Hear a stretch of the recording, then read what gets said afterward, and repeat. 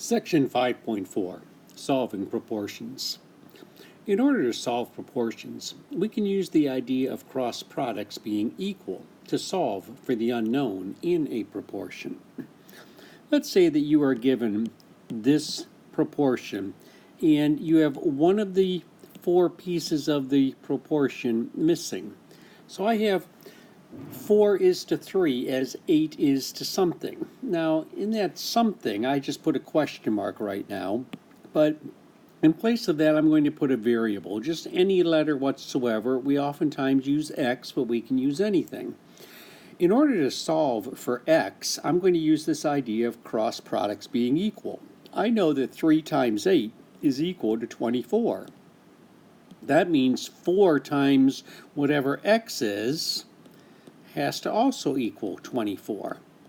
So x would have to be 6 because 4 times 6 gives me 24.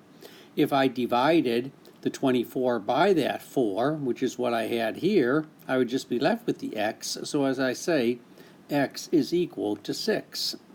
So 4/3 is equal to 8/6. So I solved for the unknown in the proportion. Now, one thing that you may notice is there would be another way to go through and do this. If I have 4/3 is equal to 8 over something, I could have multiplied by 2 over 2. 4 times 2 gives me 8, and 3 times 2 gives me 6. I could have done it that way as well, but that way does not always work, and we'll show you some examples where that is true. So here's another example. Solve for the missing part of this proportion. 4:6 as something is to 15. And you can see this time I used a t. The t is a variable. It can be any letter at all that you want it to be. And oftentimes, as I say, we use x. In this case, I decided to use t. In order to figure out what t is in this case, I know that 4 times 15 is equal to 60. So that means 6 times whatever t is also has to equal 60. So that t would have to be 10. So the proportion, the part that was missing, was a 10. So 4:6 as 10:15.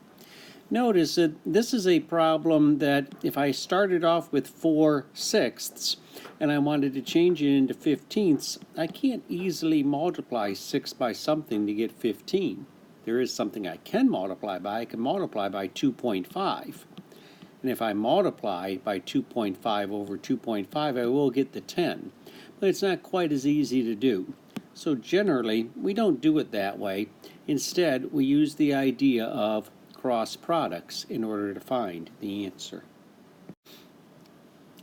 Those last two problems worked out fairly easily, but this is one that does not work out quite so easily. So we just have to do a little bit more work. Using the idea of cross products, we know that 5 times 5 is equal to 25.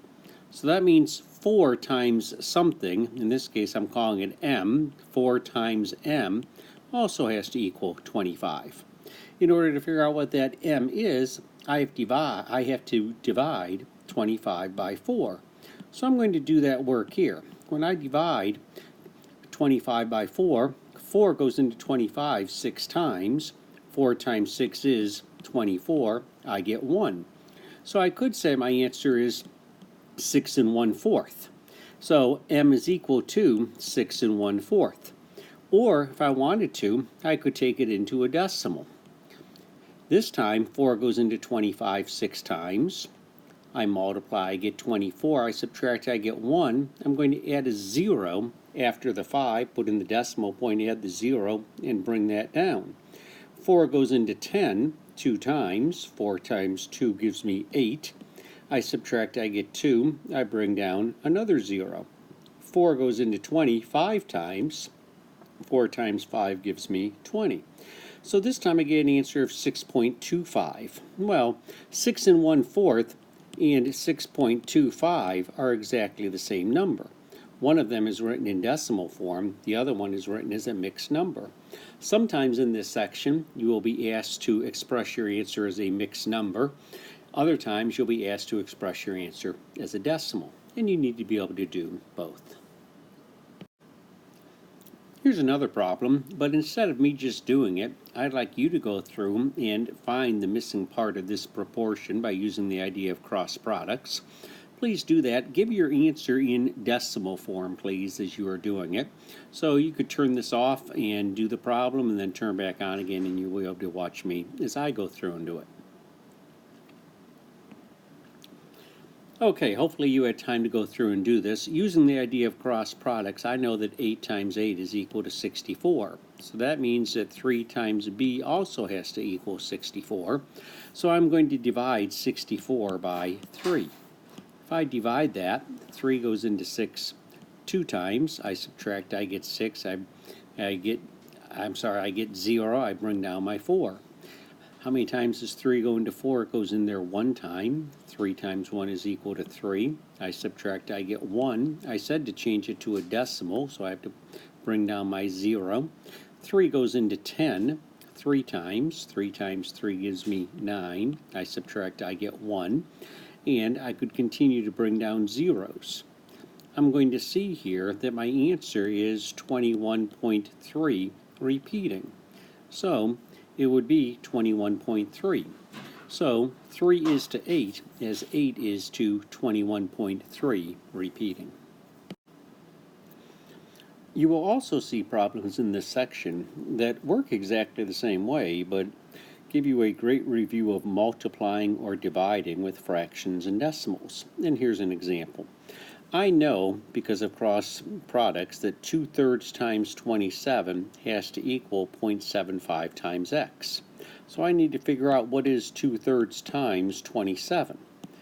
When I go through and do that, I know I can factor a 3 out of the 3 in the 27, so it leaves me with a 1 on the bottom and a 9 on the top, and now I can go straight across and multiply. 2 times 9 gives me 18, 1 times 1 gives me 1. So 2/3 times 27 is equal to 18. I know that 0.75 times x also has to give me 18.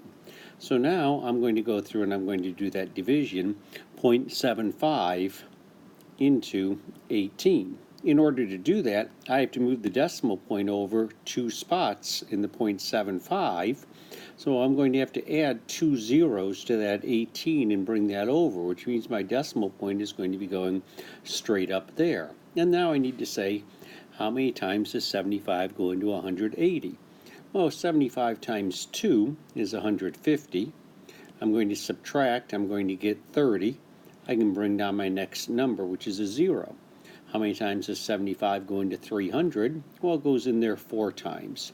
75 times 4 does give me 300. I get a remainder of 0. So my final answer to this is just 24. So 2/3 is to 75 hundredths, as 24 is to 27. As I mentioned previously, once you have the idea of cross products of a proportion being equal, this section really gives a great review of multiplying and dividing fractions, mixed numbers, and decimals. As always, if there is anything I can do to help as you work through this section, please do not hesitate to ask.